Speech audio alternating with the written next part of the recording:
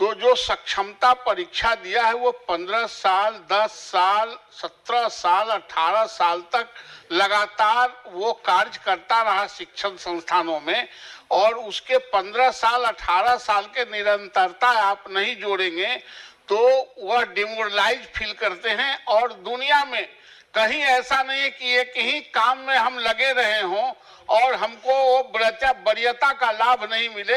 मैं माननीय मंत्री से आग्रह करना चाहता हूं कि जो नियोजित शिक्षक हैं और जो सक्षमता पास किए हैं उनको उनके सेवा काल का जो जितना वर्ष तक उन्होंने स्कूलों में पढ़ाया है उसको उसमें जोड़ते हुए सीनियर बनाया जाए। सरकार का इस पर क्या कहना है? एक मिनट हाँ, पूछिए। हम लोग सभी जानते हैं यहाँ 3 लोकतांत्रिक ढांचे में 3 तरह की सरकार है, केंद्र सरकार, राज्य सरकार और लोकल गवर्नमेंट, स्थानीय स्वशासन की सरकार। और उसके तहत माननीय मुख्यमंत्री जी ने उस समय नियोजन इकाई के द्वारा नियुक्ति करवाया।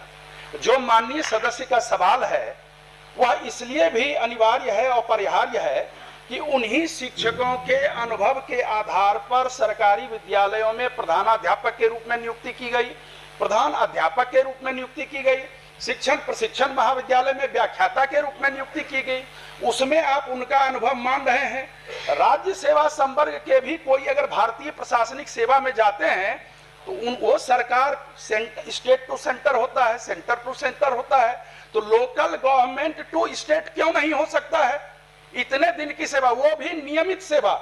मुख्यमंत्री महोदय ने पहले वो ठेके पर थे नियुक्त, कॉन्ट्रैक्ट पर, और मुख्यमंत्री महोदय ने 60 वर्ष की सेवा उनकी भी की जितनी सरकारी कर्मियों की, सरकारी शिक्षकों की सेवा थी। तो मुझे नहीं लगता इसमें कोई विवाद है। विभाग द्वारा यह विवाद जरूर पैदा किया जा रहा है, शिक्षकों में असंतोष बनाया जा रहा है, पठन पाठन का कार्य प्रभावित हो रहा है। इसीलिए इसमें मंत्री महोदय आप एक बार समीक्षा करें और सरकार के संवैधानिक स्वरूप को देखते हुए जो माननीय सदस्य का प्रश्न है उसके अनुरूप उनको यह हकदारी मिलनी चाहिए।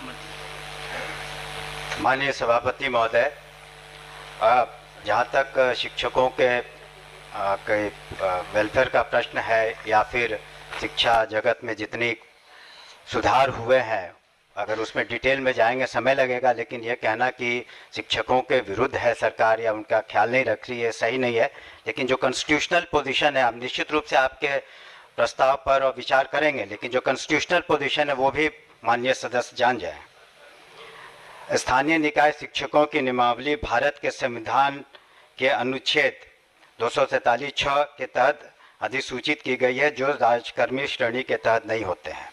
तो ये कॉन्स्टिट्यूशनल पोजीशन है, लीगल पोजीशन है।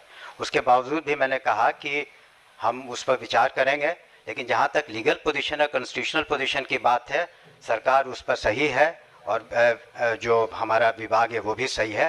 किसी को तंग तबाह करने के ख्याल से इस तरह की कोई मंशा नहीं है। हम लोगों ने तो जहाँ तक हो सका है शिक्षकों के हित में सारी कार्रवाइयाँ की हैं।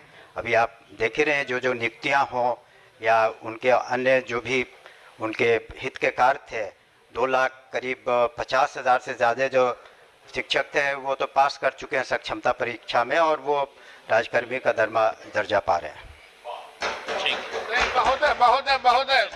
महोदय हम भटक गए।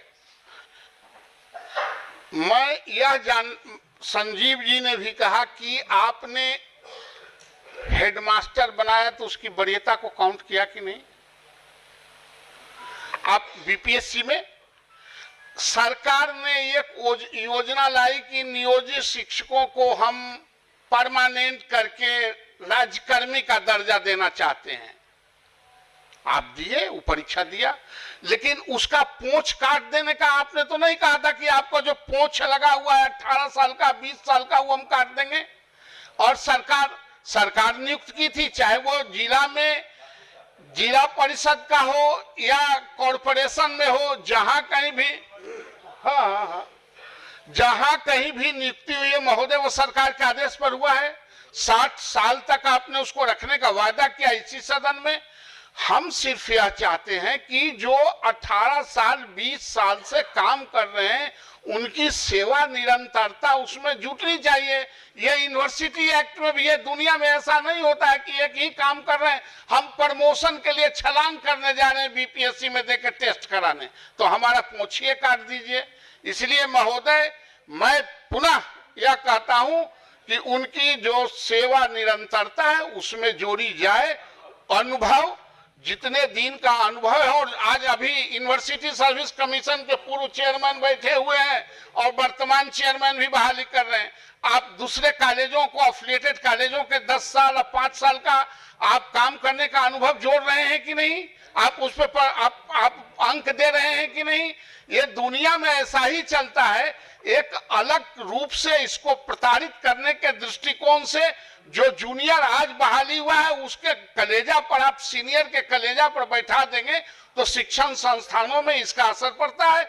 इसलिए महोदय मेरा आग्रह है कि उनका जो अनुभव का लाभ है उसमें जुटे। यह इस पर सरकार क्या कहती है? सभापति महोदय, प्रताड़ना की तो बात मेरे समझ के परे है और शायद इस सदन के समझ के भी परे है। शिक्षकों को जहाँ तक सुविधा दी जा रही है, एक चीज़ माननीय सदस्य भी बताना चाहेंगे, चूँकि उन्होंने लीगल प्रोविज़न की बात की, हमने भी किया, तो क्या जो सक्षमता पास करने के पहले जब वो जो शिक्षक थे जिसे नगर निकायों ने या पंचायती राज व्यवस्था के अधीन